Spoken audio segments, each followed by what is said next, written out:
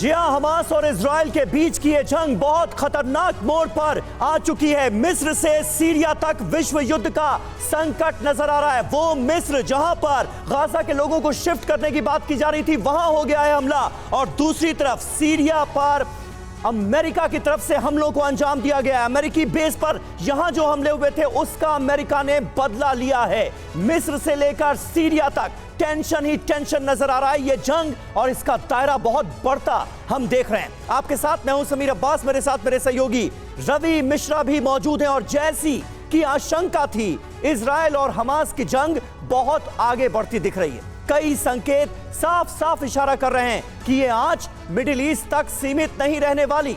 पिछले 24 घंटों में जो कुछ भी घटा है उसके इशारे बहुत खतरनाक हैं। बिल्कुल, और हम इजराइल वॉर से जुड़े हर अपडेट को लेकर आपके सामने आएंगे। ग्राउंड जीरो से एक्सक्लूसिव रिपोर्ट भी होगी, हम लोग के ताजा वीडियोस भी होंगे, और इनके सटीक विश्लेषण के लिए हमारे साथ एक्सपर्ट्स भी हमारे स्टूडियो में मौजूद होंगे। लेकिन सबसे पहले महायुद्ध के 4 संकेतों पर गौर करते हैं। वो 4 संकेत क्या है, जल्दी से हम उसको समझने की कोशिश करते हैं वीडियो वॉल के माध्यम से। आप देखिए महायुद्ध के 4 संकेत। पहले संकेत की बात करें, मिस्र पर हमला, इजराइल फिलिस्तीन से आगे बढ़ी जंग, ये साफ संकेत है अपने आप में बड़े युद्ध का समय। बिल्कुल, और दूसरा बड़ा संकेत रवि, अमेरिकी बमबारी हो गई सीरिया में। ईरानी मोहरे पर किया गया है हमला, क्योंकि यहां पर जो हमले हुए थे, अमेरिकी बेस को जो निशाना बनाया जा रहा था, उसके पीछे ईरान का हाथ माना जा रहा था, और अब उसका बदला लिया है अमेरिका ने। बिल्कुल, और देखिए ईरान ने चेतावनी दी है कि गाजा की आग में झुलसेगा अमेरिका। ईरान लगातार अमेरिका को चेतावनी देता रहा है, और यह चेतावनी अपने आप में बड़े संकेत है। बिल्कुल, और चौथा, बाइडेन ने बहुत बड़ा संदेश दिया है। वो क्या कह रहे हैं, वो क्या मान रहे हैं? भारत यूरोप कॉरिडोर से BRI को चोट, गाजा वॉर के पीछे चीन, ये अंदेशा जताया है जो बाइडेन ने, अमेरिकी राष्ट्रपति ने। इन सब पर आज हम करेंगे तफसील से बात, लेकिन साथ ही साथ वॉर जोन से आ रही बड़ी ब्रेकिंग न्यूज से भी आपको कराएंगे वाकिफ। एक बड़ी खबर है, गाजा से मध्य इजराइल पर अटैक हुआ है। मिसाइल हमलों को किया गया नाकाम। आयरन डोम से कई हमले नाकाम किए गए। देखिए, गाजा की तरफ से अभी भी रॉकेट्स के आने का सिलसिला जारी है, और भारी संख्या में रॉकेट्स छोड़े जा रहे हैं गाजा पट्टी से इजराइल की तरफ, जिन्हें आयरन डोम कर रहा है निष्क्रिय।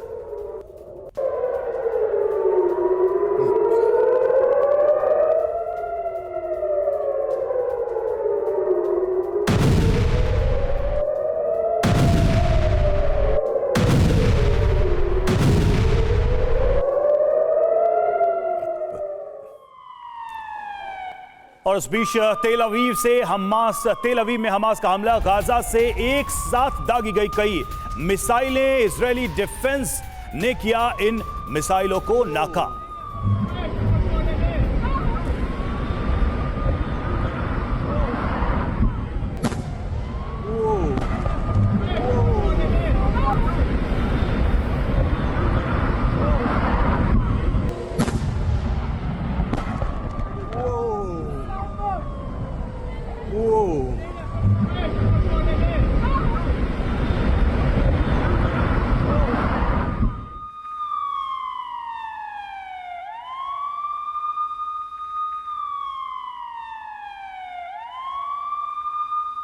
और इस बीच एक और बड़ी खबर है, इजराइल जंग के बीच मिस्र में गिरी है मिसाइल। जी हां, ऐसा पहली बार हुआ है जब मिस्र के किसी इलाके में मिसाइल अटैक हो गया। मिस्र के ताबा शहर पर मिसाइल से हमला हुआ। मिसाइल गिरने से एक इमारत ध्वस्त हो गई है। इस इलाके की तस्वीरें देखिए, ये मिस्र के उसी इलाके की तस्वीर है, ताबा शहर की, जहां पर मिसाइल अटैक हुआ। हमले में कई लोगों के हताहत होने की खबर है, और जो तस्वीरें मिस्र से सामने आई हैं वो भी इसकी तस्दीक कर रही हैं। पूरी इमारत देखिए जमींदोज हो गई है। गाजा से 100 मील दूर है मिस्र का ताबा शहर, और यहां पर मिसाइल आकर गिरी है, मिसाइल अटैक हुआ है, जिसके बाद अफरा तफरी मच गई।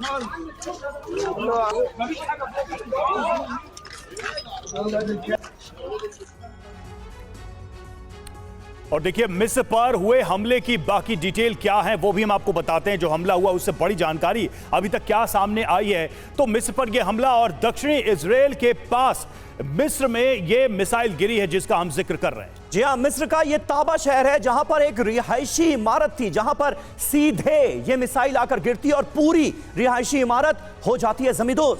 ताबा शहर गाजा से 200 किलोमीटर की दूरी पर है, यानी लंबी दूरी है, अच्छी खासी दूरी है। बिल्कुल बिल्कुल, उसके बावजूद भी यह हमला कई सवाल खड़े करता है। शुरुआती रिपोर्ट में 5 लोगों के घायल होने की खबर सामने आ रही है। मिसाइल कहां से आई, अभी इसकी जांच जारी है। इसका पता लगाने की कोशिश की जा रही है कि आखिर हमला कहां से हुआ। देखिए मिस्र का क्या रिएक्शन है। मिस्र ने हमले का बदला लेने की बात कही है और इजरायल के पास मिस्र की जंगी तैयारियों का खुफिया इनपुट भी है। तो ये कुल मिलाकर एक चीज नजर आ रही है कि इस पूरे वॉर की, युद्ध की जो आंच है आस पड़ोस के देशों तक कैसे फैलती जा रही है। अब देखिए चूंकि मिस्र पर यह मिसाइल गिरी है तो निश्चित तौर पर मिस्र का रिएक्शन जो सामने आया वो भी चिंता में डालने वाला है। करेंगे इस पर बात, चर्चा करेंगे। हमारे साथ हमारे मेहमान भी स्टूडियो में जुड़े हुए हैं। मेजर जनरल एसपी सिन्हा इस वक्त हमारे साथ डिफेंस एक्सपर्ट जुड़े हुए हैं। ब्रिगेडियर शरदेंदु हमारे साथ इस वक्त हमारे नोएडा स्टूडियो में मौजूद है। महेश सचदेव पूर्व राजदूत हमारे साथ इस वक्त नोएडा स्टूडियो में मौजूद है। सिन्हा सर, पहला सवाल यही, मिस्र में जो ये मिसाइल गिरी है इसको लेकर आपका कैलकुलेशन क्या कहता है? मिस्र ने कहा कि इसका हम बदला लेंगे, इसका हिसाब किताब करेंगे। सवाल यह है कि मिस्र तक तो यह आंच आनी ही थी, जिस तरह से हमले लगातार बढ़ रहे थे, जिस तरीके से मिस्र का बॉर्डर बिल्कुल लगा हुआ है गाजा और इजराइल से। मेरी सोच तो यह कहती है कि 2 ही पॉसिबिलिटी है। क्या इजराइल ने फायर किया है मिस्र इजिप्ट पे, या हमास ने फायर किया है इजिप्ट पे? अब दोनों का फायदा कर फायदा देखते हैं। मेरा ख्याल इजराइल ऐसा काम नहीं करेगा, क्योंकि यदि ऐसा करेगा तो इजिप्ट सकिन हो जाएगा इस बैटल में। वो नहीं चाहता है। इजराइल चाहता अपना सदर्न फ्लैंक सिक्योर करने के लिए, तो उसको सुरक्षित रखेगा। और सदर्न फ्लैंक में भी आप कंसंट्रेशन देखिए टनल का, तो टनल का कंसंट्रेशन नॉर्थ गाजा में और साउथ गाजा में। तो साउथ गाजा में यदि समस्या शुरू होती है तो इजिप्ट तो हमारे से जुड़ जाएगा, तो इजराइल को तो कष्ट हो जाएगा। भाई, बैटल में जब तक आप मिनिमम फ्रंट्स रखेंगे, यू आर अ विनर। जो नेपोलियन ने गलती की, हिटलर ने गलती की, वो यदि इजराइल गलती करेगा तो कष्ट में आ जाएगा, पहली बात। तो मुझे लगता है हमास ने किया, उसका उद्देश्य ये है कि वो जब इस तरह से होगा तो अननोन, अभी तो पता नहीं चला किसने फायर किया, उसको शक जाएगा इजराइल पे, वो हमास के साथ। आप जो बात कह रहे हैं सिन्हा साहब, कर्नल अनुराग शुक्ला, कहां तो बात ये हो रही थी कि इजराइल ने एक प्लान बनाया है, गाजा के जितने 23 लाख लोग हैं उन्हें मिस्र में एक टेंट सिटी में शिफ्ट कराया जाएगा, और अब मिस्र पर ही हमला हो जाता है। क्या कोई ऐसी ताकत है जो ये नहीं चाहती कि इस पूरे मसले का कोई सल्यूशन निकले? बिल्कुल, ये जो वॉर है पूरी कॉम्प्लिकेट होती जा रही है और ये बहुत सारे एलिमेंट्स हैं इसके अंदर जो अपना अपना रोल प्ले कर रहे हैं और इस वार को बढ़ाना चाहते हैं। अगर हम गाजा की तरफ से देखें, हमास की तरफ से देखें, तो वो किसी तरह से मुझे नहीं लगता कि वो मिस्र पे अटैक करेंगे, क्योंकि उनका एकमात्र ऐसा एग्जिट पॉइंट है जहां से वो किसी इमरजेंसी सिचुएशन में निकल सकते हैं, तो वो उसको ब्लॉक करने की कोशिश नहीं करेंगे। इजराइल के बारे में ऑलरेडी सर ने बता दिया है। तो मुझे लगता है कि कोई थर्ड पार्टी है जो इस फ्रंट को एक्टिव करना चाहती है, किसी तरह से मिस्र को भी खींचना चाहती है इस वॉर के अंदर, और डेफिनेटली वो जो एक एग्जिट पॉइंट है उसको बंद करना चाहती है, ताकि ये वॉर जो है एस्केलेट होते रहे, आने वाले बहुत महत्वपूर्ण है, क्योंकि जो मदद सामग्री वाले ट्रक्स पहुंच रहे हैं वो इसी राफा क्रॉसिंग के जरिए पहुंच रहे हैं, और कोई है जो नहीं चाहता कि तनाव किसी भी सूरत हाल में यहां पर कम हो। इस बीच एक और बड़ी खबर है, ताबा में मिसाइल हमले पर मिस्र आग बबूला है। हमला करने वाले को देंगे करारा जवाब, यह ऐलान कर दिया है मिस्र ने। हमले के पीछे कौन, इसकी जांच जारी है,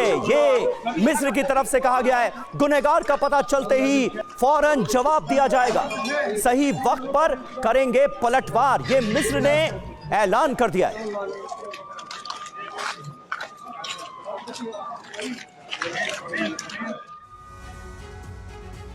और देखिए मिस्र की धरती पर मिसाइल गिरी है, अभी कुछ तय नहीं है कि यह मिसाइल कहां से आई। देखते हैं 4 आसार क्या हो सकते हैं, 4 इस पूरे मामले में आशंकाएं क्या हैं, वो आशंकाएं क्या हैं। तो आप देखिए समीर की तरफ जो है कि इजराइल की गलती से यह हो सकता है कि मिसाइल यहां पर गिरी हो और इस तरह से इजराइल की तरफ उंगलियां उठ रही हैं, या फिर इजराइल ने जानबूझकर समीर हमला किया हो, इसकी भी आशंका। बिल्कुल, दोनों ही संभावनाओं से अभी इनकार नहीं किया जा सकता।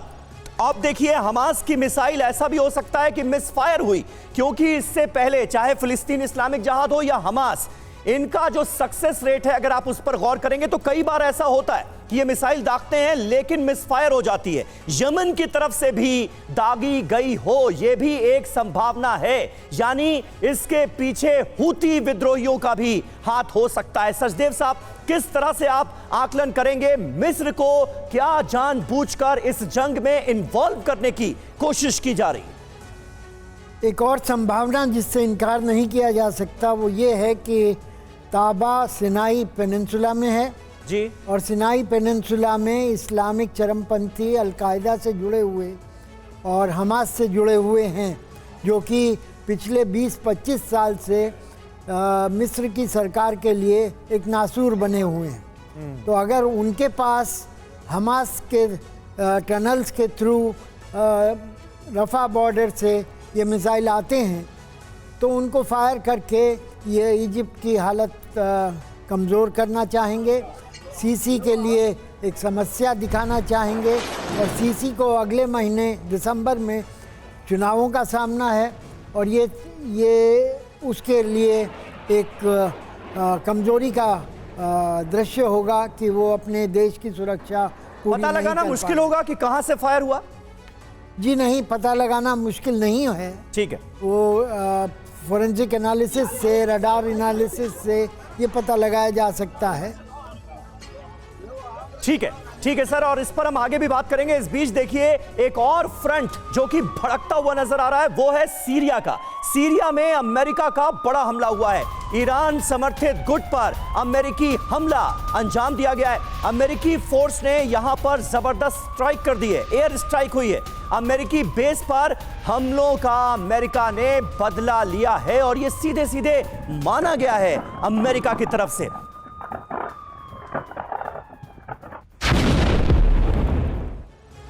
और आइए सीरिया में अमेरिकी कार्रवाई की डिटेल और इसके असर को भी हम समझने की कोशिश करते हैं बिग वॉल के माध्यम से। तो सीरिया में अमेरिकी स्ट्राइक कहां हुआ हमला? तो देखिए पूर्वी सीरिया में हमला हुआ। बार बार सीरिया का भी समीर जिक्र आ रहा है कि सीरिया एक सेंसिटिव कंट्री है जो इस वॉर में घुस सकता है, फुल फ्लेज शामिल हो सकता है। बिल्कुल, और इसकी अपनी वजह भी है रवि, क्योंकि टारगेट पर देखिए कौन है, ईरान समर्थित लड़ाके हैं, और जिस तरह से अमेरिकी बेसिस को यहां पर निशाना बनाया गया उसके पीछे ईरान का हाथ माना जा रहा था। बिल्कुल, और देखिए हाल में सीरिया और ईरान में यूएस बेस पर हमले हुए हैं। अमेरिका के बेस पर लगातार ये हमले बढ़े हैं, इसकी वजह से भी चिंता बढ़ी हुई है। अमेरिका और ईरान में तनाव बढ़ेगा, इसका नतीजा ये होगा जिस तरह से स्थितियां भी बन रही हैं। बिल्कुल, आशंका यह है कि अमेरिका ईरान टेंशन का असर इजरायल युद्ध पर भी आने वाले वक्त में पड़े। आइए देखते हैं कि इससे पहले अमेरिकी राष्ट्रपति ने कैसे ईरान को खुली वार्निंग दी थी, और अब सीरिया में ईरान के मोहरों को किया गया है target. My warning to the Ayatollah was that if they continue to move against those troops, we will respond, and he should be prepared. It has nothing to do with Israel. Sinha sir, एक साफ स्थिति दिख रही है। Iran एक ऐसा देश है जो शुरू से अमेरिका के टारगेट पे रहा है, और ये जो तनाव है ये ईरान की फ्यूलिंग की वजह से बढ़ता जा रहा है। अब चाहे वो सीरिया हो, चाहे वो हिजबुल्ला हो, ये सब ईरान के बैकअप से चल रहे हैं और ईरान रूस के बैकअप से चल रहा है। पूरा ट्रेल लंबा दिखाई दे रहा है, और अंत में अगर समझे तो कुल मिलाकर बात वही है, ट्रेडिशनल वॉर, रूस वर्सेस अमेरिका। देखिए, पहली बात तो ये है कि इस युद्ध को मैं देखता हूँ कि दोषी नंबर 1 चीन, दोषी नंबर 2 ईरान, और फ्रंट एक्टर जमीनी स्तर पे ग्राउंड पे ऑपरेट करने वाला दोषी हमास, और उसके पीछे और भी आतंकवादी संगठन अब धीरे धीरे जोड़ने का कोशिश करेंगे। ये देखिए, ये जमीन की लड़ाई नहीं है समीर, ये है धर्म की लड़ाई। यहाँ समस्या ये है, जब कुछ लोग समझते हैं कि पूरे विश्व पे उनका राज हो, जब आपको 20% जमीन इजराइल लेके खुश था, जब ओस्लो अकॉर्ड हुआ, जब ब्रिटेन ने ऑफर किया था, जब यूनाइटेड नेशंस ने 2 स्टेट थियरी को जन्म दिया था, क्यों नहीं सुलझाएगा मामला? इजराइल ने तो उदारता दिखाई, वो तो गाजा उसके हाथ में था, वेस्ट बैंक उसके हाथ में था, उसने तो लौटा दिया, पैलेस्टीन को अथॉरिटी को लौटा दिया, गाजा भी लौटा दिया। वहाँ इलेक्शन हुआ, हमास जीत गया, और हमास जीत गया तो बोलता है उसके बाद इलेक्शन करवाए नहीं। तो जो इस तरह के तंत्र हैं जो सिर्फ और सिर्फ नकारात्मक सोच रखते हैं, वो शांति नहीं हो सकती। अग्नि का स्वरूप होता है बढ़ना और पंगा करना। जी। तो अग्नि का ये चरित्र है, अग्नि को बुझाने के लिए फायर ब्रिगेड की जरूरत है। यहाँ फायर ब्रिगेड तो हो ही नहीं रहा है और तो एग्रीवेट हो फायर रहा है। ब्रिगेड का काम कौन करेगा, ये बहुत बड़ा सवाल है सिन्हा साहब। मैं आता हूं आपके पास, और आपने एक बड़ी बात कही कि दोषी नंबर 1 आपको चीन नजर आता है, कैसे, ये भी जानेंगे समझेंगे। इस बीच जंग के बीच ईरानी सेना की बड़ी तैयारी सामने आई है। ईरानी सेना का कल से बड़ा युद्धाभ्यास, सैन्य अभ्यास को इख्तिदार 1402 का नाम दिया गया है। मध्य ईरान के नसराबाद में ये युद्धाभ्यास चल रहा है। ये देखिए, कल से मध्य ईरान में किस बड़े लेवल पर वॉर प्रैक्टिस की जा रही है, यानी ईरान भी इख्तिदार 1402 नाम की इस वॉर प्रैक्टिस के जरिए अपनी ताकत दिखाने की कर रहा है कोशिश। तो एक तरफ तो जमीन पर ईरान की तैयारी है, वहीं वैश्विक मंचों पर भी ईरान लगातार अमेरिका का विरोध कर रहा है। यूएन में ईरान ने सीधे अमेरिका को धमकी दी है। यूएन में ईरानी विदेश मंत्री हुसैन आमिर अब्दुल्लायन का बयान सामने आया। अमेरिका फिलिस्तीन में नरसंहार करवा रहा है, ये ईरान ने आरोप लगाया।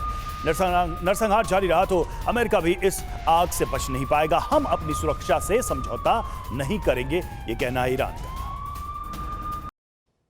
कर्नल अनुराग शुक्ला, किस तरह से आप देखते हैं इसे? बार बार ईरान की तरफ से अमेरिका का नाम लिया जा रहा है। अमेरिका वर्सेस रशिया की ये पूरी लड़ाई नजर आ रही है और रशिया और ईरान एक प्लेटफॉर्म पर एक साथ खड़े नजर आ रहे हैं। ये किधर जा रहा है मामला? ये ईरान और रशिया के जो संबंध है वो तो सबसे जग जाहिर हैं, सबको पता है ये बात। लेकिन ईरान का पर्सनल पॉलिटिक्स क्या चल रहा है, ये आप समझिए कि पिछले 10 साल 15 साल से वो सैंक्शन में दबे हुए हैं। उनका इकोनॉमिक एक्सपेंड नहीं हो पा रहा है और अमेरिका ने हर तरह से उनके ऊपर दबाव डाला हुआ है। उनकी जो न्यूक्लियर डील थी उसको भी रिन्यू नहीं करी है। तो ये सारे फैक्टर अमेरिका के खिलाफ जो है वो ईरान के अंदर एक बड़ा फैक्टर बन गए हैं, पॉलिटिकल फैक्टर भी बन गए और मिलिट्री फैक्टर भी बनते जा रहे हैं। तो आज जब एक ऐसी सिचुएशन क्रिएट हुई है जहाँ पे कि यूक्रेन रशिया वॉर का अटेंशन डाइवर्ट करने की एक कोशिश की जा रही है इस तरह से, तो ये अमेरिका को शक करने में ये जरूर कामयाब हो जाएंगे। और जिस तरह से देखा जा रहा है उसके 4-4, 5-5 फ्रंट खुलते चले जा रहे हैं। सीरिया में खुल गया, लेबनान में खुल गया, अब मिस्र में भी खोलने की कोशिश की जा रही है। तो डेफिनेटली वॉर का बढ़ने का अंदेशा बढ़ रहा है इस समय। और देखिए, इस बीच एक और खबर है। इजरायल के तेल अवीव में हमास का रॉकेट अटैक जारी है और हमास ने शहर पर 100 से अधिक रॉकेट दागे हैं। आयरन डोम ने ज्यादातर रॉकेट को नष्ट कर दिया।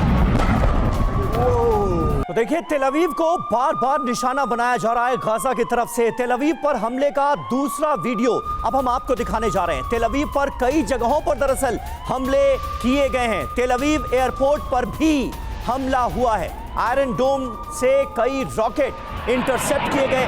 रॉकेट हमले को नाकाम करने का एक वीडियो इस वक्त आप TV9 भारतवर्ष पर देख रहे हैं।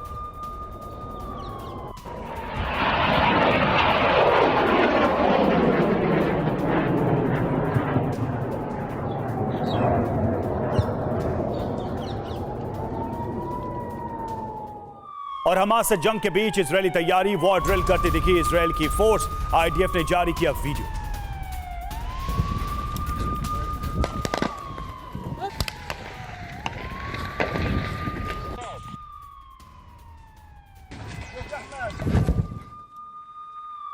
और इस बीच हमास के अटैक को लेकर जो बाइडेन की तरफ से बड़ा बयान सामने आया है, ये बयान अपने आप में कई सवालों को जन्म देता है। खबर क्या है ये देखिए। मिडिल ईस्ट कॉरिडोर हो सकता है हमास के हमले की वजह, ये बड़ा बयान अमेरिकी राष्ट्रपति का। बाइडेन बोले ये भी एक संभावित वजह है। चीन का हाथ होने की ओर भी जो बाइडेन ने किया है इशारा। मिडिल ईस्ट कॉरिडोर से BRI को चुनौती की बात भी कही गई है जो बाइडेन की तरफ से। और आइए इस पूरे मामले को समझते हैं और देखते हैं कि अमेरिकी राष्ट्रपति ने और क्या क्या बड़ी बातें कही हैं। तो हमास का हमला, मिडिल ईस्ट कॉरिडोर का बदला, जी हां, इसको समझना होगा। बहुत ही बड़ा बयान है अपने आप में, खासकर भारत के संदर्भ में। सितंबर में यह ऐतिहासिक फैसला हुआ था। नई दिल्ली में G20 शिखर सम्मेलन के दौरान इस पर निर्णय हुआ था, सहमति बनी थी। जी हां, और मिडिल ईस्ट कॉरिडोर का अब नाम सीधे सीधे लिया है अमेरिकी राष्ट्रपति ने कि यह एक वजह हो सकता है। भारत, पश्चिम एशिया, यूरोप इकोनॉमिक कॉरिडोर का जो फैसला लिया गया था वो कुछ लोगों को रास नहीं आ रहा था और इस वजह से भी इस हमले को अंजाम दिया जा सकता है, यह आकलन है अमेरिकी राष्ट्रपति का। बिल्कुल। और देखिए, फिर अक्टूबर में हमास का अटैक होता है। इजराइल पर हमले में करीब 1400 लोगों की मौत हो जाती है। जी हां, हमास के हमले का कारण मिडिल ईस्ट कॉरिडोर भी हो सकता है, यह कहा है जो बाइडेन ने। और उन्होंने कहा कि मैं आश्वस्त हूं, हमले के कारणों में से एक ये भी है। हालांकि उन्होंने कहा कि ये मेरा इंस्टिंक्ट है, मुझे ऐसी बात समझ में आ रही है कि ये वजह हो सकती है। बिल्कुल कोई प्रूफ नहीं है अभी। वो कहते हैं कि मेरे पास इसका कोई सबूत नहीं है, लेकिन मेरी अंतरात्मा यही कहती है कि ये एक बड़ी वजह हो सकता है। इजराइल की बदलती स्थिति कुछ लोगों को मंजूर नहीं थी, ये कहा है अमेरिकी राष्ट्रपति ने, और ये अपने आप में बहुत वैलिड पॉइंट इस है। बयान में देखिए, वो कह रहे हैं कि क्षेत्र में हमारे काम के कारण हमास ने ये हमला किया है और इजराइल को लेकर हम उस काम को नहीं छोड़ सकते। यानी ये प्रोजेक्ट, ये जो महत्वाकांक्षी परियोजना है, इसको छोड़ा नहीं जा सकता। ये जो भी कोशिश हो रही है उस सब का मकसद यही है कि इस पूरे कॉरिडोर को, इस परियोजना को ब्लॉक करना। सचदेव सर, आप इस बयान को कैसे देखते हैं वाकई में, और अगर इसमें कहीं कोई भी सच्चाई है तो फिर चीन की भूमिका पर प्रश्न तो उठने स्वाभाविक है। देखिए, ये जो राष्ट्रपति बाइडेन का बयान आया है जी, इसके कई मंतव्य हो सकते हैं। एक तो सऊदी अरब को और इजराइल को ये भरोसा दिलाना कि हमास दोनों का दुश्मन है और दोनों के बीच में निकटता के लिए जो अमेरिकी प्रयास होते रहे हैं पिछले 6-7 महीनों से, ये उनको तोड़ने का एक ज़रिया बन गया है। दूसरी ओर ईरान के बारे में भी ये कहा जा सकता है, क्योंकि ईरान का चाबहार और ईरान का नॉर्थ साउथ कॉरिडोर जो है, जो रूस के माध्यम से यूरोप को जोड़ता है हिंद महासागर से, वो भी इससे प्रभावित होगा। राइट। तीसरा, आप टर्की के बारे में भी कह सकते हैं। आपको याद होगा कि टर्की के राष्ट्रपति ने दिल्ली से वापस जाने के बाद कहा था, without Turkey there is no corridor. तो ये कई माध्यम आते हैं। चीन का BRI अकेला नहीं है इस बारे में, लेकिन उसे भी लक्षित किया गया है कि ये सब जो एक तरह की गोलबंदी की जा रही है, उसमें अमेरिका ने अपने जो पक्षधर देश हैं उनको बाहर बिखरने से जोड़ने की कोशिश की है। ठीक है सर, यानी इस खबर के अपने आप में कई आयाम हैं। इस बीच TV9 भारतवर्ष पर अब हम आपको 7 अक्टूबर को इजराइल को जिस तरह से दहलाने की कोशिश की गई थी, हमास ने जो बर्बर हमला किया था, उसका एक वीडियो दिखाने जा रहे हैं। हमास लड़ाके घरों में फेंकते दिखे हथगोले, लोगों पर करते रहे अंधाधुंध फायरिंग, बर्बरता की सारी हदें पार कर दी गई। इस हमले को जिस तरह से अंजाम दिया गया है, एक और वीडियो, नया वीडियो आपको दिखा रहे हैं।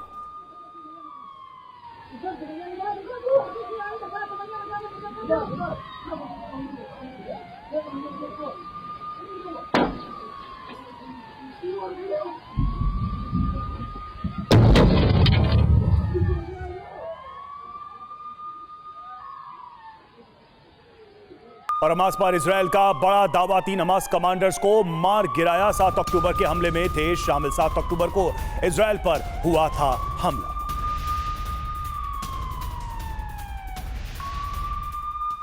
और अगली बड़ी खबर, गाजा पट्टी में इजरायली सेना की नाहल ब्रिगेड का वीडियो सामने आया। वीडियो में हमास लड़ाकों के साथ मुठभेड़ करते हुए दिख रहे हैं नाहल ब्रिगेड के जवान। ये वीडियो देखिए।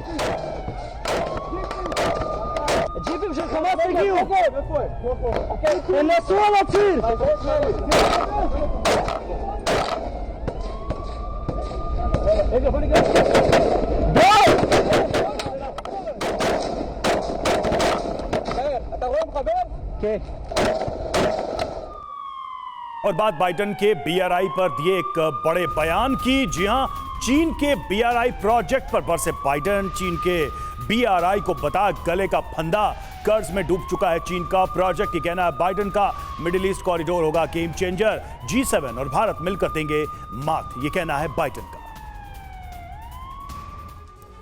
तो G7 और भारत मिलकर देंगे इसका जवाब, ये कहा है जो बाइडेन ने। इस बयान के मायने क्या है समझिए। आइए देखते हैं कि BRI प्रोजेक्ट पर अमेरिकी राष्ट्रपति बाइडेन क्या कहने की कोशिश कर रहे हैं। G7 और भारत मिडिल ईस्ट कॉरिडोर पर काम कर रहे हैं। ये जो बाइडेन ने कहा है, मिडिल ईस्ट कॉरिडोर चीन के BRI को कड़ी टक्कर देगा।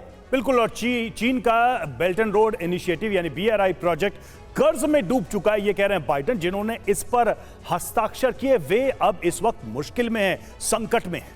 जी हां, अधिकांश राष्ट्रों के लिए ये अब गले का फंदा बन चुका है, गले की फांस बन चुका है, वो ये कह रहे हैं। चीन आंतरिक और बाहरी कठिनाइयों में फंसा हुआ है और चीन दूसरे देशों को डराने धमकाने में लगा हुआ है ताकि वो इस प्रोजेक्ट से किसी तरीके से जुड़े रहे। बिल्कुल, और खास बात देखिए क्या है, चीन ने पिछले दिनों BRI सम्मेलन किया था। चीन के BRI सम्मेलन में 130 देश शामिल हुए थे।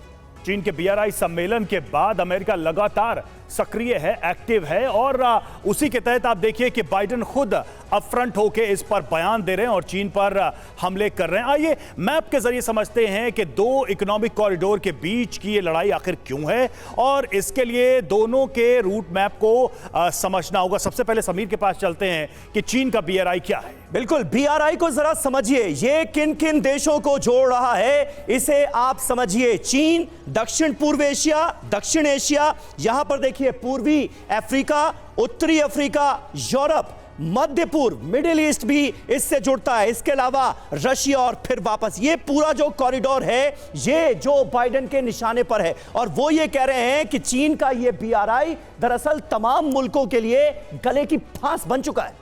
और अब जिस दूसरे प्रोजेक्ट की बात कर रही है जिसका जिक्र बाइडेन कर रहे हैं G20 समिट में जिस पर एग्रीमेंट बना उसकी बात करें तो देखिए India middle east Europe corridor की बात करें तो देखिए इसमें भारत है, फिर आप देखिए UAE और फिर सऊदी अरेबिया को कनेक्ट करता हुआ आप देखिए इजराइल होते हुए ये ग्रीस तक, यूरोप तक ये पूरा का पूरा रूट तैयार हो रहा है। यानी कि भारत से लेकर ये अरबिक कंट्रीज से लेकर इजराइल होते हुए यूरोप तक एक कनेक्टिविटी बन रही है जो कि बहुत बड़ा प्रोजेक्ट है और BRI के सामने एक बड़ी चुनौती है। तो इस चीज को देखते हुए बाइडेन ने यह बयान दिया है और कहा है कि ये जो प्रोजेक्ट है इसको बाधित करने के लिए सब कुछ किया गया है। तो सिन्हा सर, ये सवाल आप ही से कि हमने मैप के जरिए तो बता दिया कि ये पूरा रूट क्या है और कौन कौन से महादेश इसमें पूरी तरह से जुड़ते नजर आ रहे हैं।